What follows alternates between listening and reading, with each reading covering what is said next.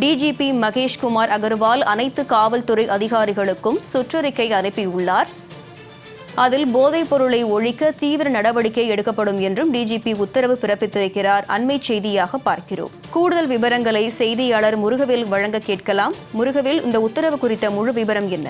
வணக்கம் காயத்ரி. தமிழகத்தில் போதைப் பொருள் ஒழிப்பதற்காக தமிழ்நாடு காவல்துறை டிஜிபி மகேஷ்குமார் அகர்வால் சுற்றறிக்கை ஒன்று வெளியிட்டுள்ளார். இதில் 1 மாத காலத்தில் தீவிர நடவடிக்கை மேற்கொள்ள உத்தரவிட்டுள்ளார். இது தொடர்பாக அனைத்து காவல்துறையினருக்கும் இந்த சுற்றறிக்கையானது இன்று சென்றுள்ளது.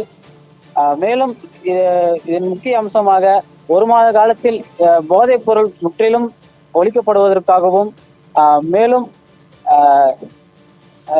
குறிப்பாக ஜூலை 8 முதல் ஆகஸ்ட் 8 வரை அனைத்து மாநகர காவல் ஆணையர்கள் மற்றும் மாவட்ட காவல் கண்காணிப்பாளர்கள் தங்கள் எல்லைக்குட்பட்ட போதைப் பொருளுக்கு எதிராக சிறப்பு நடவடிக்கை மேற்கொள்ள வேண்டும் என்பதும் குறிப்பிடத்தக்கது.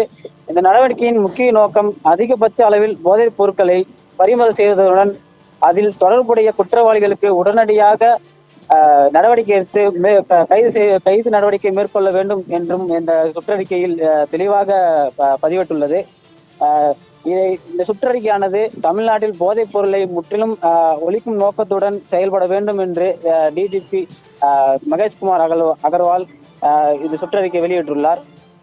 ஏற்கனவே தமிழ்நாடு காவல்துறை வாரம் ஒரு முறை முகாம் ஒன்று, வாரத்தில் 2 முறை முகாம் ஒன்று ஏற்பாடு செய்துள்ளது. இதில் மக்கள் குறைகளை சொல்லி அதுக்கான நடவடிக்கை மேற்கொள்ளலாம் என்றும் அறிவித்துள்ளது.